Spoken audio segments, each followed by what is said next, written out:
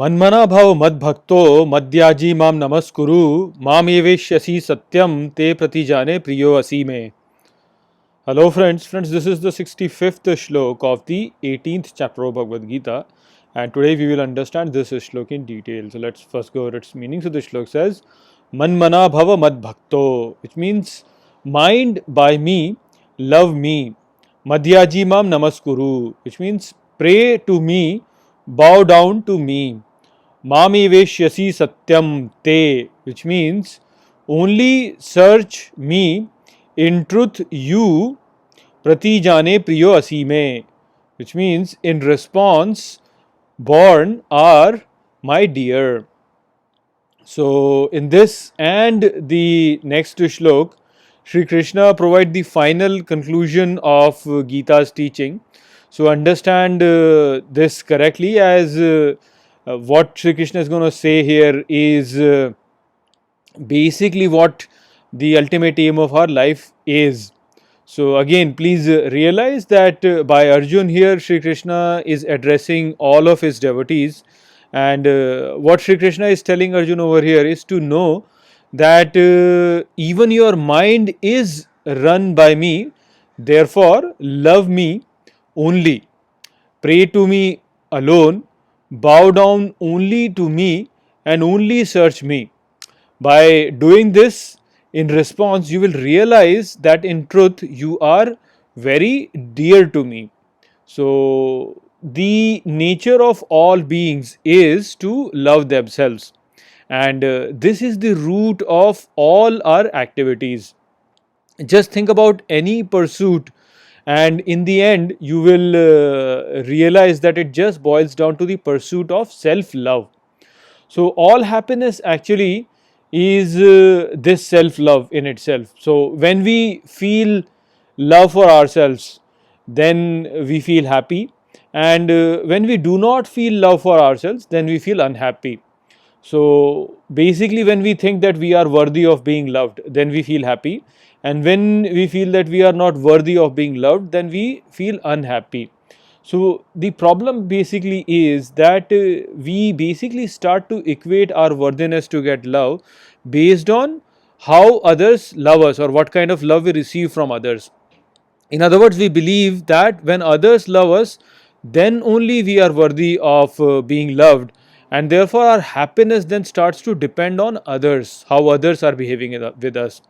So when this happens, we become susceptible to the external world, and this is the reason why when somebody attacks on our self esteem, then we become very sad. It's basically like somebody is giving us physical pain. So physical pain also can be understood from this idea of self love actually. So pain is a symptom that something is not right with our body, and since we are identified with our body, therefore we start thinking that when something is wrong with our body, then something is wrong with us, and if something is wrong with us, then how can we be loved? So again, this physical pain basically is boiling down to the self love. So here Shri Krishna is telling Arjun to decouple from this mindset, because this mindset actually is false. He is telling Arjun that no matter what, you are always worthy of self love, and you are always been loved by me, and this love that you are seeking is coming directly from me. So you have to understand this. This is quite deep, but you have to understand that our happiness basically depends on this love. So by now we have already understood that behind all actions being performed by all beings, there is the Lord. This means that when someone insults us, then there is Lord behind that insult as well. So in other words, when we think that someone is insulting us, then in reality we are actually thinking that the Lord is insulting us. Now Shri Krishna is saying over here that in truth I always love you, therefore I never insult you. So this is something that we have to understand, that when we think that somebody is insulting us, then it's not basically an insult. The insult is coming from Shri Krishna, and Shri Krishna loves us. So, and since he loves us, therefore he cannot insult us. So you have to understand it. So, in order to overcome suffering, we have to realize three things. First thing that we have to realize is that nobody's ego is in control of anything here. The second thing that we have to realize is that while everybody thinks that he is acting by his ego, in reality it is Sri Krishna sitting in everybody's heart who is making them act in that manner. And the third thing is that Sri Krishna is our inner being and he loves us all, no matter how we are. So, having understood these three facts, one will never really worry about the opinion of others, because that thing is basically coming directly from Sri Krishna. He will basically see this world to be an interaction between his lower self, which is his ego, and his higher self, which is Sri Krishna.